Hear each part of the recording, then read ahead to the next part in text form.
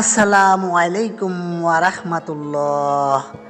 আশা করি মহান আল্লাহ তাআলার অশেষ রহমতে সবাই ভালো আছেন। আজ আমি আপনাদেরকে জানাবো পশ্চিম দিক হতে সূর্য উদয় সম্পর্কে। আমরা জানি এই পৃথিবী যখন ধ্বংস হয়ে যাবে তখন পশ্চিম দিক হতে সূর্য উদয় হবে। সেটি কখন হবে, কিভাবে হবে, চলুন জেনে নেই।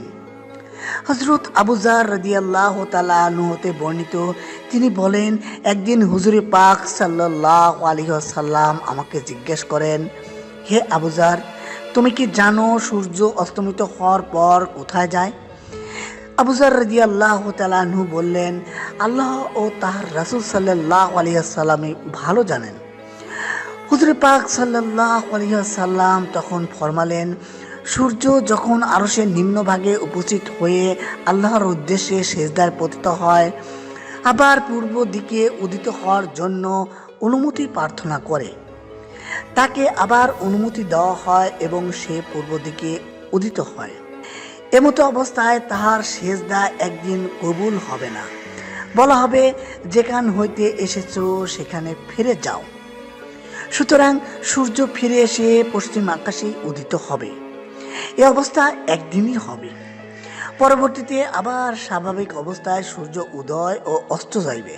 হযরত সাফওয়ান বিন আত্তাল রাদিয়াল্লাহু তাআলা আনহু বর্ণনা করেন, নবী করিম সাল্লাল্লাহু আলাইহি ওয়াসাল্লাম ইরশাদ করেছেন, অবশ্যই আল্লাহ পাক পশ্চিম দিকে তওবার এক বিশাল দরজা তৈরি করে রেখেছেন, যার দৈর্ঘ্য ৭০ বছরের রাস্তার সমান।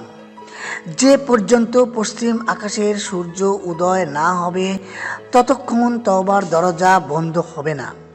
সূর্য পশ্চিম আকাশে উদিত হওয়ার পূর্ব পর্যন্ত তওবা কবুল করা হবে। প্রিয় দর্শক, আশা করি পশ্চিম দিকে সূর্য কোন দিন উদয় হবে, কিভাবে হবে, কেন হবে অবশ্যই বুঝতে পেরেছেন। যারা চ্যানেলটিতে নতুন এসেছেন তাদেরকে অনুরোধ জানাচ্ছি সাবস্ক্রাইব, শেয়ার এবং লাইক করার জন্য। সবাই ভালো থাকবেন। আল্লাহ হাফেজ।